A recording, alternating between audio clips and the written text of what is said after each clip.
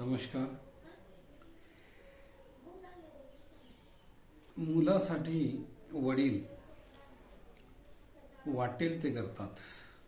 आई आणि वडील दोघेही मुलासाठी झिजत असतात, पण आई ही व्यक्त होते आणि वडील, ज्याला आपण ग्रामीण शैलीमध्ये बाप म्हणतो, तो व्यक्त होत नाही. पण त्याचं कार्य मुलाप्रती कसं असतंय हे मी या कवितेतून सांगणार आहे. कवितेचं शीर्षक आहे धूपासम अर्पण होते. हे हृदय बघा पीळ पडूनी तुटते, धूपासम अर्पण होते. हा त्याग असे घरच्या त्या पुरुषाचा, बाबा या सामर्थ्याचा.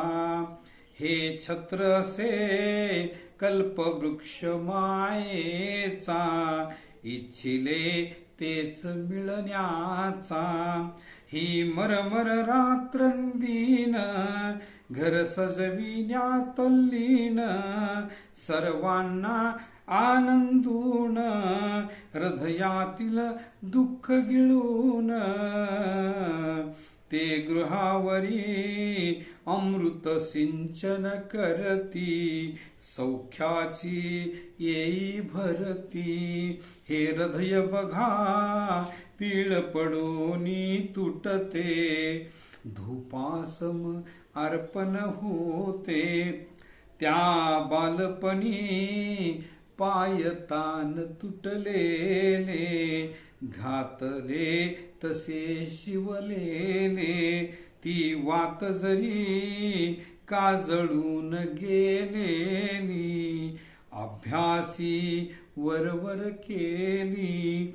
ते आज दिवाकर बनुनी, सर्वत्र उरे व्यापूनी.